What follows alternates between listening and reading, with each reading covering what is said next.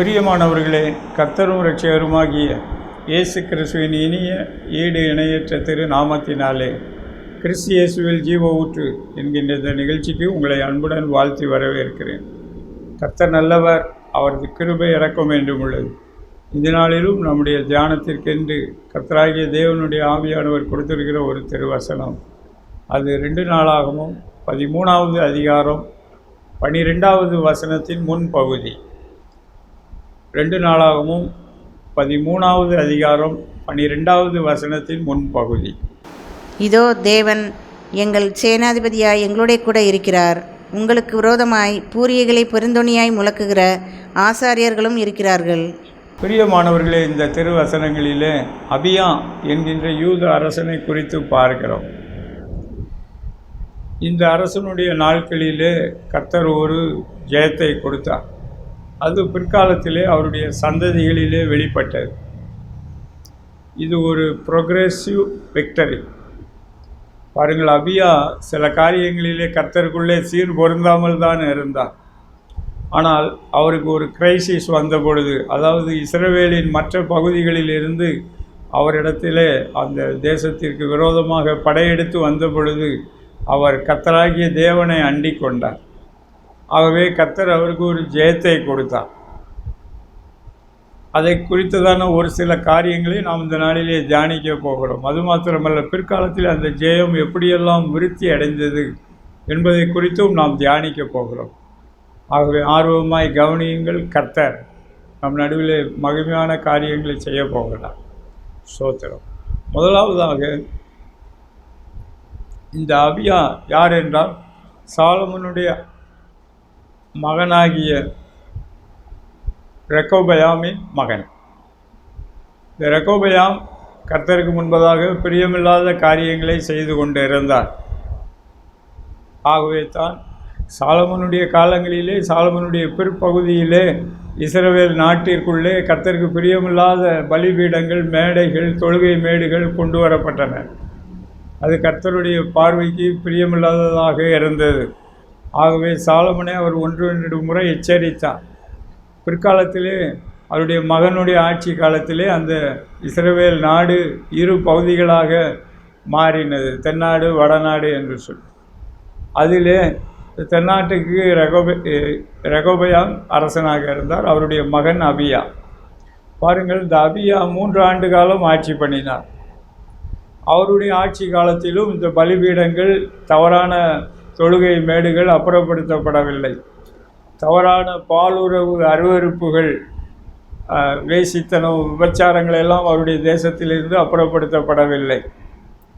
ஆனாலும் அவர் ஒரு பிரச்சனையை சந்திக்கிறார். பிரச்சனையை சந்திக்கும்போது அங்கே பிரிந்து போன மற்ற சகோதரர்கள் அவரிடத்தில் யுத்தத்திற்கு வருகிறார்கள். வரும்பொழுது இந்த அபியா ஒரு வார்த்தையை சொல்லுகிறார். அதைத்தான் நம்ம மேலே தலைப்பு வசனத்திலே பார்த்தோம். கர்த்தர் எங்களோடு சேனாபதியாக இருக்கிறார், அது இல்லாமல் பூரியைகளை முழங்கக்கூடிய ஆசாரியர்களும் எங்களிடத்தில் இருக்கிறார்கள் என்று சொல்லி அந்த எதிர்த்தரப்புக்கு அவர்கள் சொல்லுகிறார். பாருங்கள், இதில் கர்த்தருடைய வார்த்தையை நாம் புரிந்து கொள்ள வேண்டும். அந்த அபியாவோடு தேவனாகிய கர்த்தர் சேனாபதியாக இருந்தார். பாருங்கள், அந்த காலத்தில் இந்த அபியாவுக்கு 5 லட்சம் போர் வீரர்கள் இருந்தார்கள். அதே நேரத்தில் அந்த எதிர்த்தரப்புக்கு 10 லட்சம் போர் வீரர்கள் இருந்தார்கள். ஆனால் யுத்தத்தில் கர்த்தர் இந்த அபியாவுக்கும் அவருடைய சேனைக்கும் ஜெயம் கொடுத்தார். அந்த ஜெயம் சேனைகளின் கர்த்தராகிய ராஜாவாலே வந்தது. சேனாதிபதியாக அவரே களத்தில் இருந்தார். இந்த இடத்திலே கர்த்தருடைய நாமம் சேனாபதி என்று சொல்லி குறிப்பிடப்படுகிறது. குறித்து வைத்து கொள்ளுங்கள். கர்த்தருக்கு ஸ்தோத்திரம். அவர் நம்முடைய ஜெயத்தின் சேனாபதியாக இருந்து கொண்டு இருக்கிறார். ஸ்தோத்திரம். சில நேரங்களில் பாடல் பாடுகிறோம், சேனை அதிபனாம் கர்த்தரே ஸ்தோத்திரம். அவர் ஜெய கிறிஸ்துவாக நமக்கு முன் செல்லுகிறார். அவர் நமக்கு ஜெயம் கொடுக்கிறார், மறந்துவிடக்கூடாது. அது மாத்திரமல்ல, இந்த அபியா 3 ஆண்டுகள் ஆட்சி பண்ணினாலும் அவனுடைய சந்ததியில் வர வர இஸ்ரவேல், அதாவது யூதா கோத்திரத்தில் எருசலேமை தலைநகராக கொண்டு இருந்த அந்த யூதா தேசத்தில் படிப்படியாக ஒரு ப்ரொக்ரெஷனை நம்மளால் பார்க்க முடியும், ஒரு முன்னேற்றத்தை, அபிவிருத்தியை பார்க்க முடியும். அடுத்து வந்த ஆசாராஜா காலத்திலே ஒரு குறிப்பிட்ட அளவு முன்னேற்றம் உண்டாகிறது. அவர் இந்த பலிபீடங்களை, தவறான பாலுறவு கலாச்சாரத்தை தேசத்திலிருந்து அப்புறப்படுத்துகிறார். ஆனால் தொழுகை மேடுகள் மாத்திரம் இருக்கிறது. அது மாத்திரமல்ல, அந்த ஆசாராஜாவுக்கும் ஒரு யுத்தம் ஏற்படுகிறது. அதிலும் கர்த்தர் ஜெயம் கொடுக்கிறார். பலன் உள்ளவனுக்காயிலும் பலனற்றவனுக்காயிலும் உதவி செய்கிறது உமக்கு லேசான காரியம். ஏனென்றால் அபியாவினிடத்திலே நடந்த கர்த்தருடைய காரியத்தை அவர் அறிந்திருந்தார். ஆகவே தைரியமாய் ஜெபம் பண்ணுகிறார். ஆண்டவர் ஜெயம் கொடுக்கிறார். அதே நேரத்தில் ஆசாவுக்கு இன்னும் 1-2 தவறான குணங்களும் இருந்தன. அவர் மற்ற எதிர்த்தரப்பை கவிழ்ப்பதற்காக ஒரு புறஜாதி அரசனாகிய சிறிய அரசனுக்கு சில பணங்களை கொடுத்து சில காரியங்களை செய்கிறார். அது கர்த்தருக்கு ஏற்புடையதில்லாததாக இருக்கிறது. அந்த காரியத்தை சொன்ன அனனியா தீர்க்கதரிசியை அவர் சிறைப்பிடிக்கிறார். அதுவும் கர்த்தருக்கு பிரியமில்லாத காரியமாக இருந்தது. அதே நேரத்தில் அவருடைய மகன் தேவபக்தியுள்ள மகனாக இருந்தார், யோசபாத் ராஜா. சோத்திரம். அவர் பராக்காவிலே கர்த்தர் அவருக்கு செய்த ஒரு அதிசயமான ஜெயத்தை பெற்றுக்கொண்டார். பாருங்கள், அவர் தீர்க்கதரிசிகளை கனம் பண்ணினார். தீர்க்கதரிசிகள் மூலமாக கர்த்தருடைய வார்த்தையை ஏற்றுக்கொண்டார். சோத்திரம். இந்த காலத்தில் ஆண்டவராகி இயேசு கிறிஸ்து மிகப்பெரிய தீர்க்கதரிசியாக இருந்து கொண்டு இருக்கிறார். சோத்திரம். அவருக்கு எல்லாம் தெரியும். அவரிடத்தில் கேட்டு பழகுங்கள். உங்கள் வாழ்க்கையிலே ஜெயத்தின் மேல் ஜெயத்தை கர்த்தர் கொடுத்து கொண்டு இருப்பார். அவர் மகா பெரிய தீர்க்கதரிசி மாத்திரமல்ல, அவர் சேனைகளின் அதிபன். அவர் நமக்கு ஜெயம் கொடுக்கிற கர்த்தர். சோத்திரம். ஆவியானவர் இந்த அபியா ராஜா 3 ஆண்டுகள் வந்தாலும் அவருடைய ஆட்சி காலத்தில் தான் அந்த பிரேக் த்ரூ ஏற்பட்டது. பாருங்கள், அந்த கிரைசிஸ் டயத்தில் அவர் தேவனாகிய கர்த்தரை அண்டி கொண்டார். அவர் தாவீதின் கட்டளைகளின்படி நாங்கள் எருசலேமிலே ஆசாரியர்களோடு கூட சேர்ந்து தேவனுடைய வார்த்தையின்படி எல்லாத்தையும் நாங்கள் செய்து கொண்டு வருகிறோம். ஆகவே கர்த்தர் எங்களுக்கு ஜெயம் கொடுப்பார் என்று விசுவாச அறிக்கை பண்ணுகிறார். கர்த்தர் அவருக்கு ஜெயம் கொடுத்தார். இன்று உங்கள் வாழ்க்கையிலும் அப்படித்தான். கர்த்தருடைய ஜெயம் உங்கள் வாழ்க்கையில் வேணுமா? கர்த்தருடைய வார்த்தைக்கு இடம் கொடுங்கள். ஆண்டவராகிய இயேசு கிறிஸ்துவை விசுவாசியுங்கள். தேவன் உங்களுக்காக மகிமையான காரியங்களை செய்வார். அடுத்தபடியாக சோத்திரம். இந்த தேவனுடைய வார்த்தைகளை பெற்றுக்கொள்வதிலே நாம் ஜாக்கிரதையாக இருக்க வேண்டும். சோத்திரம். மத்தேயு 4:4 ஆண்டவராகிய இயேசு கிறிஸ்து தாமே குறிப்பிடுகிறார், மனுஷன் அப்பத்தினால் மாத்திரமல்ல தேவனுடைய வாயிலிருந்து புறப்படும் ஒவ்வொரு வார்த்தையினாலும் பிழைப்பான். பிரியமானவர்களே, நாம் தேவனுடைய சத்தத்தை கேட்கிறவர்களாக இருக்க வேண்டும் என்று ஆண்டவராகிய இயேசு கிறிஸ்து விரும்புகிறார். ஆவியானவர் விரும்புகிறார். பிதாவாகிய தேவன் அதை நமக்கு கொடுக்கிறார். ஸ்தோத்திரம். யோவான் 10வது அதிகாரத்தில் ஆண்டவராகிய இயேசு கிறிஸ்து குறிப்பிட்டார், என் ஆடுகள் என்னுடைய சத்தத்துக்கு செவி கொடுக்கும். ஸ்தோத்திரம். கர்த்தருடைய சத்தத்துக்கு செவி கொடுத்து பழகுங்கள். பிரியமானவர்களே, உங்கள் எல்லைகளிலே கர்த்தருடைய ஜெயத்தை காண்பீர்கள். கர்த்தர் உங்களுக்கு கொடுக்கிற ஸ்தாபனங்களிலே ஜெயத்தை காண்பீர்கள். புதிய ஸ்தாபனங்கள் உருவாக்கப்படுகிறதை நீங்கள் காண்பீர்கள். தேவனுடைய மேன்மைகள் அதில் வெளிப்படுகிறதை நீங்கள் காண்பீர்கள். பிரியமானவர்களே, அது மாத்திரமல்ல, ரோமர் 10வது அதிகாரம் 17வது திருவசனத்திலே கூறப்படுகிறது, ஸ்தோத்திரம், விசுவாசம் தேவனுடைய வார்த்தையை கேட்பதினால் வருகிறது. தேவன் வாயிலிருந்து புறப்படுகிற வார்த்தைகளை நீங்கள் கேட்கும் பொழுது உங்கள் விசுவாசம் பூரணம் அடைகிறது. நீங்கள் விசுவாச வாழ்க்கையிலே நிலைநிறுத்தப்படுகிறீர்கள். விசுவாச வாழ்க்கையிலே வளருகிறீர்கள்.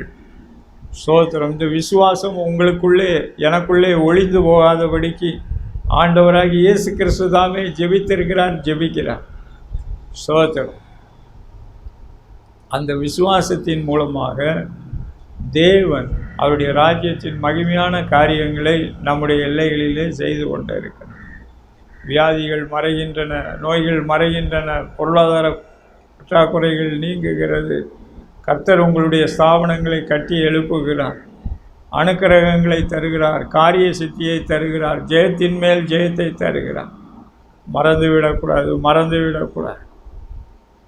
ஆண்டவர் நம் மேலே வைத்த அன்பினாலே 2000 ஆண்டுகளுக்கு முன்பதாக ஆண்டவராகிய இயேசு கிறிஸ்துவின் மூலமாக இந்த தேவனுடைய ராஜ்யத்தின் கிரியைகளை துவங்கினார். இன்றைக்கும் அதை செய்து கொண்டு வருகிறார். ஸ்தோத்திரம். அவர் உங்கள் எல்லைகளில் இரட்சகராக, கர்த்தராக, சேனையின் அதிபனாக அவர் வெளிப்பட வேண்டும் என்று விரும்புகிறார். ஸ்தோத்திரம். அவர் நம்முடைய எல்லைகளிலே மகிமையான காரியங்களை செய்வார். ஸ்தோத்திரம். சேனை அதிபனாம் கர்த்தருக்கே செலுத்துவோம் நாம் கனமும் மகிமை. ஸ்தோத்திரம். ஜெய கிறிஸ்து நமக்கு முன் செல்லுகிறவராக இருக்கிறார். அவர் தல கர்த்தராக இருந்து கொண்டு இருக்கிறார். ஸ்தோத்திரம். அவர் எல்லாவற்றையும் அறிந்திருக்கிறார். அவருடைய வழிகளை, அவருடைய திட்டங்களை நமக்கு வெளிப்படுத்துகிறார், கற்றுக் கொடுக்கிறார். ஸ்தோத்திரம். மோசேயின் இடத்துல கர்த்தர் சொன்னார், மலையிலே நான் காண்பித்தபடி மாத்திரம் செய்ய நீ கவனமுள்ளவனாயிரு என்று சொல்லி குறிப்பிட்டார். ஸ்தோத்திரம். யோசுவாவிடம், யோசுவா 1ஆவது அதிகாரத்தில் சொன்னார், இந்த நியாயப்பிரமாணத்தின் புஸ்தகத்தின்படி நீ செய்ய கவனமுள்ளவனாயிரு. ஸ்தோத்திரம். அவைகள் உன் வாயை விட்டு பிரியாதிருப்பதாக. தேவனுடைய வார்த்தைகள் உங்கள் வாயிலே இருக்க வேண்டும் என்று ஆவியானவர் விரும்புகிறார். அப்பொழுது அதனுடைய நிறைவேறுதலை தேவனே உங்கள் எல்லைகளிலே கட்டளையிடுகிறவராக இருந்து கொண்டிருக்கிறார். கர்த்தருக்கு ஸ்தோத்திரம். தேவனுக்கே மகிமை உண்டாகட்டும். அடுத்தபடியாக பிரியமானவர்களே, ஸ்தோத்திரம், கிறிஸ்துவில் உள்ள அந்த மகிமையின் ரகசியத்தை கர்த்தர் நமக்கு வெளிப்படுத்தி காண்பிக்க வேண்டும் என்று விரும்புகிறார். ஸ்தோத்திரம். கிறிஸ்துவானவர் அவர் வானத்திலும் பூமியிலும் தேவனுடைய ராஜ்யத்தின் மகிமையான ஐஸ்வர்யங்களுக்கு உரிமையாளராக இருந்து கொண்டு இருக்கிறார். பிலிப்பியர் 4ஆவது அதிகாரத்திலே நாம் பார்க்கிறோம், தேவன் தாமே உங்கள் குறைவுகள் எல்லாவற்றையும் கிறிஸ்து இயேசுவில் உள்ள அந்த மகிமையின் ஐஸ்வர்யத்தின்படியே நிறைவாக்குவாராக. My God shall supply all your needs according to the riches of glory in Christ Jesus. ஸ்தோத்திரம்.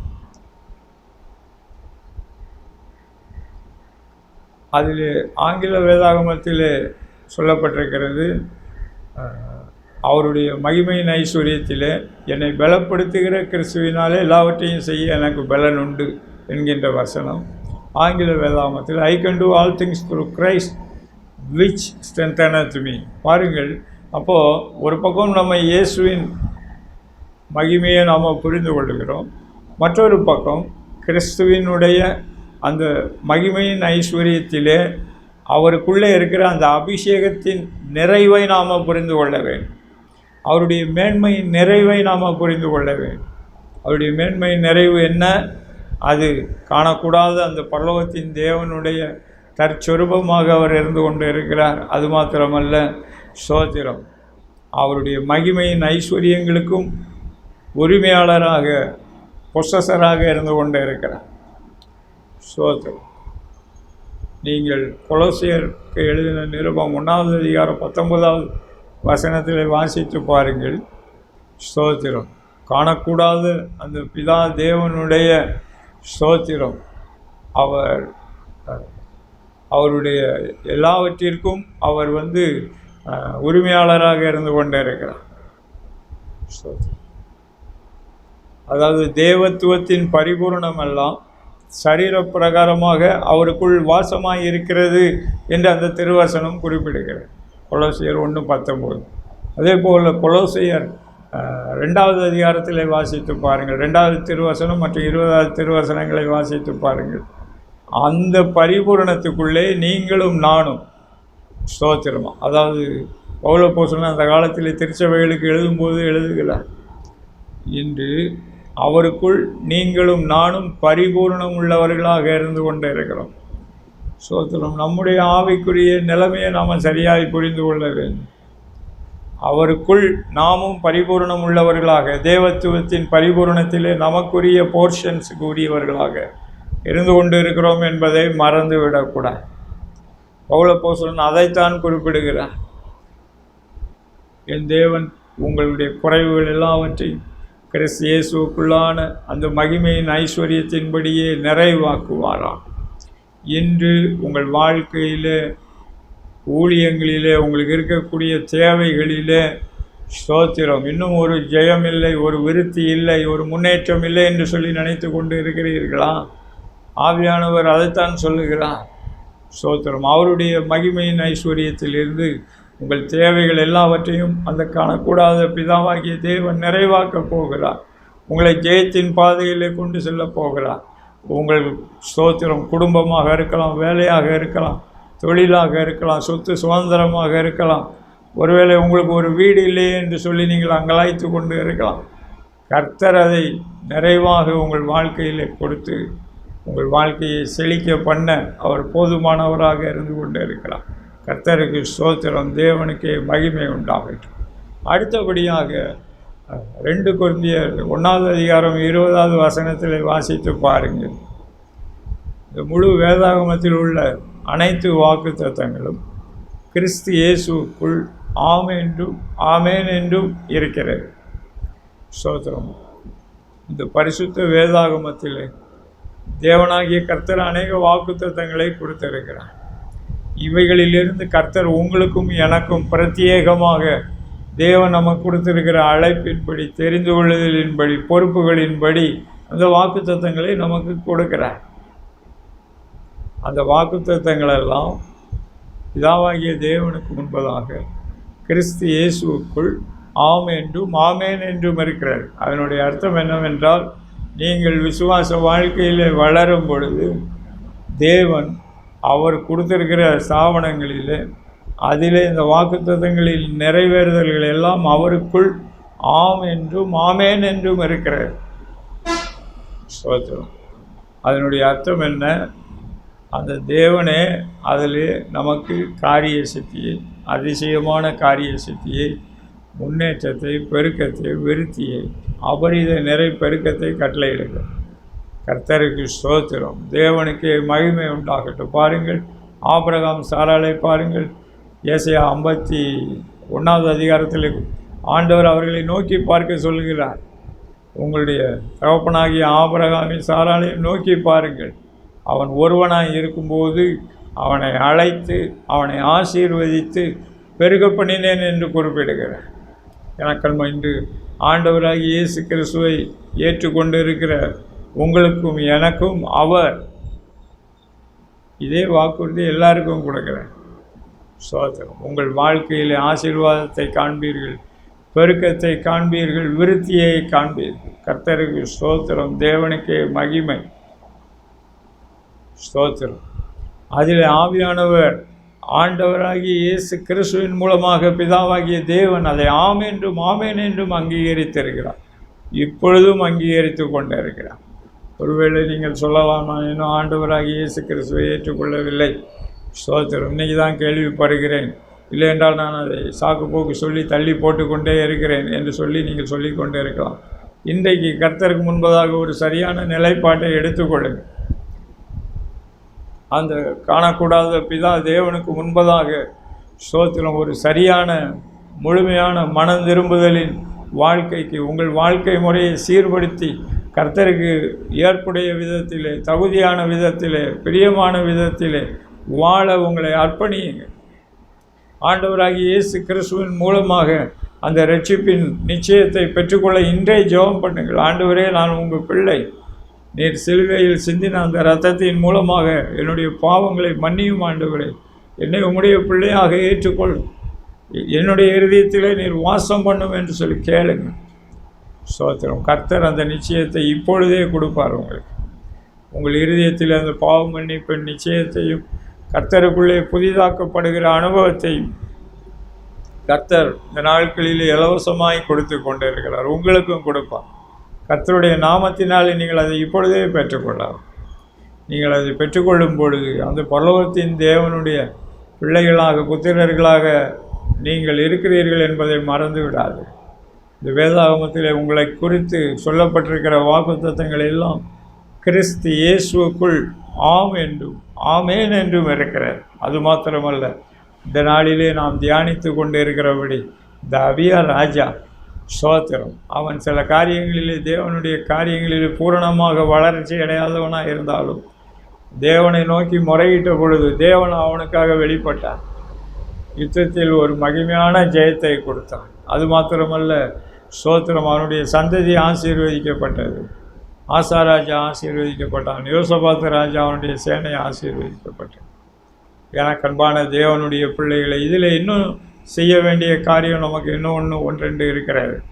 நீங்கள் எபிரேய நிருபத்திலே 6வது அதிகாரத்திலே 11வது மற்றும் 12வது வசனங்களை குறித்து வைத்துக் கொள்ளுங்கள். ஸ்தோத்திரம். வீட்டில் இருக்கிறவர்கள் பரிசுத்த வேதாகமத்தை திறந்து அதை எடுத்து வாசியுங்கள். ஸ்தோத்திரம். வாக்குத்தத்தமான ஆசீர்வாதங்களை ஸ்தோத்திரம்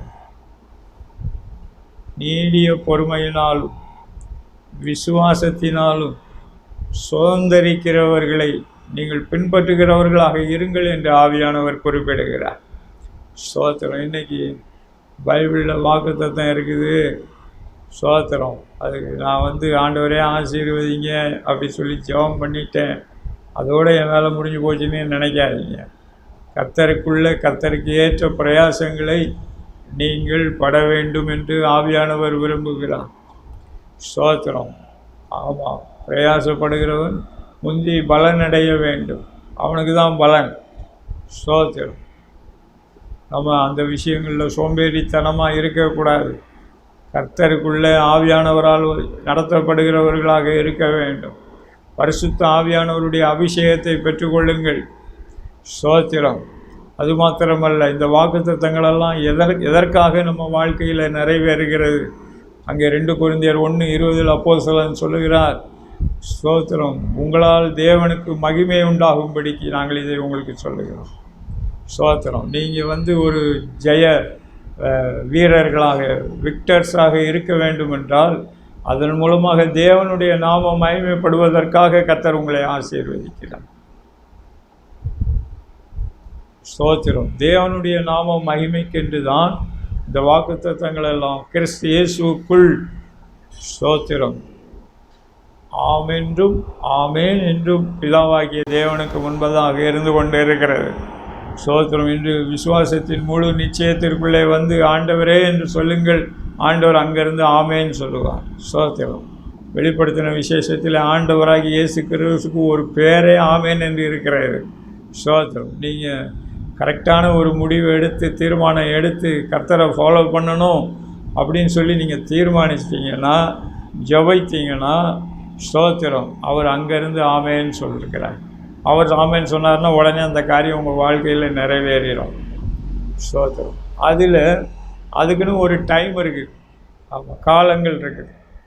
எபிரேயர் 6:11-12 நம்ம பார்த்தோம். நீடிய பொறுமையோடு விசுவாசத்தோடு.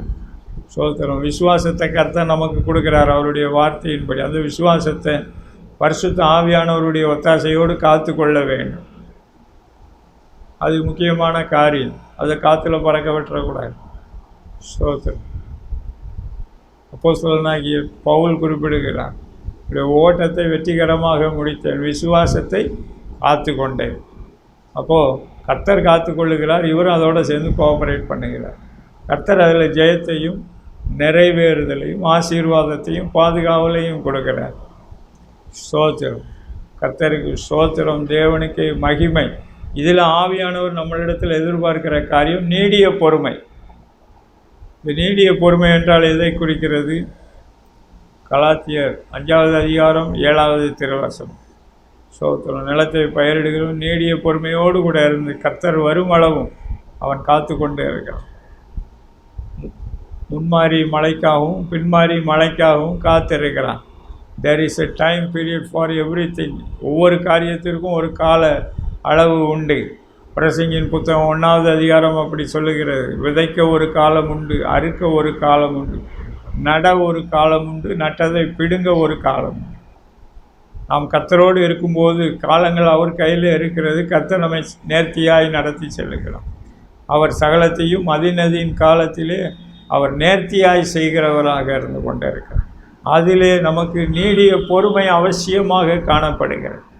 எப்படி அந்த விவசாயிக்கு அந்த பொறுமை, நீடிய பொறுமை காணப்படுகிறதோ அதே போல் நமக்கும் காணப்படுகிறது. நம்முடைய ஸ்தாபனங்கள் சம்பந்தப்பட்டதிலே காணப்பட வேண்டும் என்று ஆவியானவர் எதிர்பார்க்கிறார். அது மாத்திரமல்ல, இந்த ஓட்டத்திலே நாம் தனியாக இல்லை. எபிரேய நிருபத்திலே வாசித்து பாருங்கள். 11வது அதிகாரத்திலே ஸ்தோத்திரம், விசுவாச வீரர்களுடைய பட்டியல் குறிப்பிடப்பட்டிருக்கிறது. அது மாத்திரமல்ல, சமகாலத்திலும் இருந்து கொண்டு இருக்கிறார்கள். ஸ்தோத்திரம். தேவ கிருபையினால் ஆண்டவராகி இயேசு கிறிஸ்துவின் அடியானாகி என்னுடைய வாழ்க்கையிலும் சில காரியங்களில் மகிமையான காரியங்களை செய்து முழு பூமியிலும் அநேகருக்கு இப்படிப்பட்டதான அற்புதங்களை கர்த்தர் செய்து கொண்டு வருகிறார்.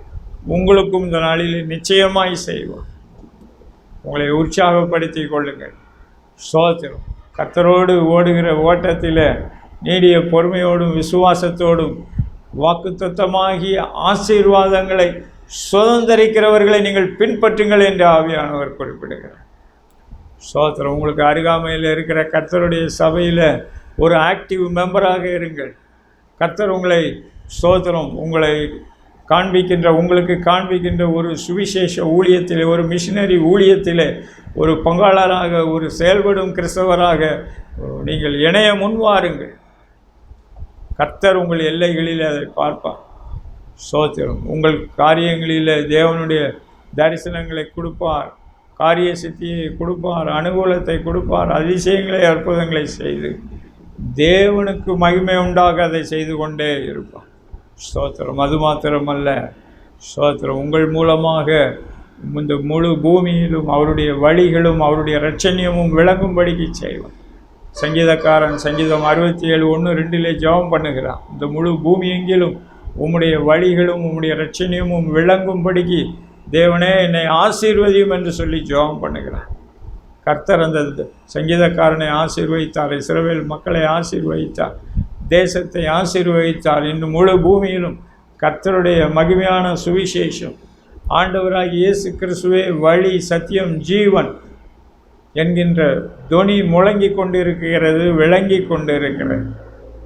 ஸ்தோத்திரம். இன்று அந்த பணி நிறைவேற நீங்களும் கர்த்தருக்கு முன்பதாக அர்ப்பணியுங்கள். உங்கள் மீது ஸ்தோத்திரம் கர்த்தருடைய ஆசீர்வாதத்தை நீங்கள் காண்பீர்கள் என்று கர்த்தருடைய ஆவியானவர் சொல்லுகிறார். ஸ்தோத்திரம். ஒருவேளை உங்கள் வாழ்க்கையில் போராட்டங்கள் எப்படிப்பட்டதாக வேண்டுமானாலும் இருந்து கொண்டே இருக்கலாம். ஒருவேளை நான் இருளின் பிடிகளிலே இருந்து கொண்டு இருக்கிறேன் என்று நீங்கள் நினைக்கலாம். சாபத்தின் பிடிகளில் இருந்து கொண்டு இருக்கிறேன் என்று, ஒரு விடுதலை இல்லாத சூழ்நிலையில் இருந்து கொண்டு இருக்கிறேன் என்று சொல்லி நீங்கள் நினைக்கலாம். ஆண்டவராகிய இயேசு கிறிஸ்து நமக்காகத்தான் சிலுவையிலே அவர் பிதாவாகிய தேவனுக்கு முன்பதாக நம்மை ஒப்புரவாக்கும்படிக்கு தன்னையே பலியாய் கொடுத்திருக்கிறார். அவர் தன் மேலே எல்லாவற்றையும் ஏற்றுக்கொண்டார். பாவங்கள், சாபங்கள், நோய்கள், பலவீனங்கள், துக்கங்கள், மரணம், ஸ்தோத்திரம், ஒரு ஆசீர்வாதம் இல்லாத நிலைமைகள், மந்த நிலைமைகள், இக்கட்டான சூழ்நிலை எல்லாவற்றையும் அவர் தன் ஆபத்தான சூழ்நிலை, கைவிடப்பட்ட சூழ்நிலைகள் எல்லாவற்றையும் ஒரு சிலுவையில் உங்களுக்காகவும் எனக்காகவும் நமக்கு அருமையானவர்களுக்காகவும் ஸ்தாபனங்களுக்காகவும் சுமந்திருக்கிறார். பிரியமானவர்கள், அவர் நமக்காக அதை ருசி பார்த்து இருக்கிறார். ஸ்தோத்திரம். ருசி பார்த்து மகிமையாய் வெற்றி சிறந்திருக்கிறார். ஒரு நிமிஷம் அவரை விசுவாசித்து, ஆண்டவரே நீர் எனக்காகத்தான் இதை செய்திருக்கிறேன், என்னுடைய துயரத்தை மாற்றும், என்னுடைய வாழ்க்கையிலே ஜெயம் உண்டாகட்டும், தபியாவை போல, ஆசாவை போல, யோசபாத்தை போல, இன்னும் பிற்காலத்திலே வருகிற எசேக்கியா மற்றும் உசியாவை போன்று, யோசியாவை போன்று என்னையும் ஆசீர்வதியும் என்று சொல்லி ஜெபம் பண்ணுங்கள். ஆண்டவர் நிச்சயமாக அப்படியே செய்வோம். நாம் கண்களை மூடி ஆண்டவரை நோக்கி பார்ப்போமா? ஸ்தோத்திரம். ஆவியானவர் கொடுத்த தரிசனங்களுக்காக, வெளிப்பாடுகளுக்காக, அவருடைய வார்த்தைக்காக அவருக்கு நன்றி சொல்லுங்கள். ஆண்டவர் ஒரு நோக்கத்தோடு இந்த நாளில் இந்த வார்த்தைகளை நீங்கள் கேட்கும்படிக்கு செய்திருக்கிறார். கர்த்தர் உங்கள் வாழ்க்கையில் ஒரு அசைவை கட்டளையிடுகிறார். அவருடைய திட்டத்திற்குள்ளாக ஆண்டவருக்காக ஆவியானவர் உங்களை நடத்துகிறபடி அர்ப்பணிக்க முன்வாருங்கள். ஸ்தோத்திரம். அவருடைய கிருபை இறங்கட்டும். ஆண்டவரே, உங்கள் இரத்தம் தெளிக்கப்படட்டும், உங்கள் அபிஷேகம் இறங்கி வரட்டும். ஒவ்வொருத்தருடைய வாழ்க்கையிலும் அவருடைய ஸ்தாபனங்களிலும் இருக்கிற நுகத்தடிகள் முறியடிக்கப்படட்டும். இருளின் ராஜ்யத்தின் வல்லமைகள் கடிந்து கொள்ளப்படுவதாக. அந்த இருளின் ராஜ்யத்திற்கு பின்பதாக இருக்கிற அசுத்த ஆவிகள், பிசாசுகள் கடிந்து கொள்ளப்படுவதாக, கட்டப்படுவதாக, விலகி தேவன் நியமித்திருக்கிற இடத்திற்கு போவதாக, இனி வராமல் இருப்பதாக.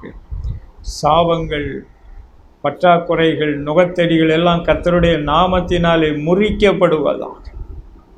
ஆண்டவரே, அபியா உம்முடைய நாமத்தை பற்றி கொண்டு உம்மை நோக்கி கூப்பிட்ட பொழுது ஜெயத்தை கொடுத்தி, தேவனாகிய கர்த்தர் சேனாபதியாக, சேனைகளின் அதிபராக ஆண்டவரே பூமியில் வெளிப்பட்டு ஒரு ஜெயத்தை கொடுத்தீர். ஆண்டவரே, அதே போல் பிற்காலத்தில் ஆசா, யோசபாத், எசேக்கியா, உசியா, யோசியா போன்ற அரசர்களுடைய நாட்களிலும் ஒரு மகிமையான ஜெயத்தை கொடுத்து கிறிஸ்து அரச இன்றும் ஆண்டவரே உம்மை நோக்கி கூப்பிடுகிறவர்களுக்காக ஜெயத்தை கொடுக்கிற கர்த்தர். ஜெயத்தை கொடுப்பீராக, நன்மைகளை கொடுப்பீராக, ஆசீர்வாதங்களை கொடுப்பீராக, அதிசயங்களை, அற்புதங்களை, மகிமையான காரியங்களை செய்தருள்வீராக.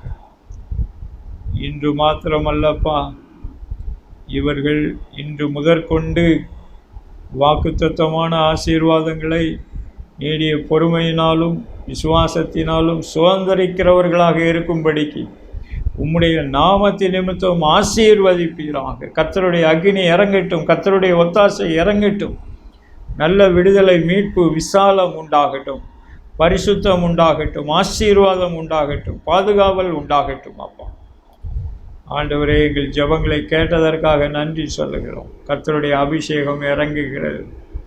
உங்கள் எல்லைகளில் இருக்கிற இருளின் போராட்டங்கள் எல்லாம் அப்புறப்படுத்தப்படுகிறது. நுகத்தடிகள் முறியடிக்கப்படுகிறது. ஸ்தோத்திரம். இன்னும் கட்டுகள் அறுக்கப்படுவதாக, சுட்டெரிக்கப்படுவதாக. ஆண்டவர் அப்படியே செய்கிறார். சமாதானம் உண்டாகிறது.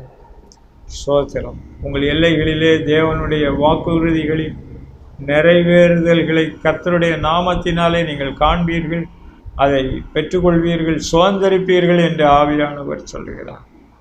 ஆண்டவரே, நன்றி சொல்லுகிறோம், நன்றி சொல்லுகிறோம். கர்த்தருடைய ஆவியின் பெருமழை ஊற்றப்படுகிறது, ஆசீர்வாதமும் இறங்கி கொண்டு இருக்கிறது என்று ஆவியானவர் சொல்லுகிறார். தேவனே, உமக்கே சகல துதி, கனம், மகிமையாக எடுக்கிறோம். கிறிஸ்தேசுவின் நாமத்தில் ஜெபிக்கிறோம் நல்ல பிதாவே. ஆமென், ஆமென். பிரியமானவர்களே, இன்னும் கர்த்தருடைய வார்த்தையை தியானிங்கள். தொடர்ந்து ஜெபத்திலும் விழிப்பிலும் கர்த்தருக்கு முன்பதாக காத்திருங்க. கர்த்தர் மகிமையான காரியங்களை உங்கள் எல்லைகளிலே செய்ய போகிறார். கர்த்தருக்கு ஸ்தோத்திரம். God bless you.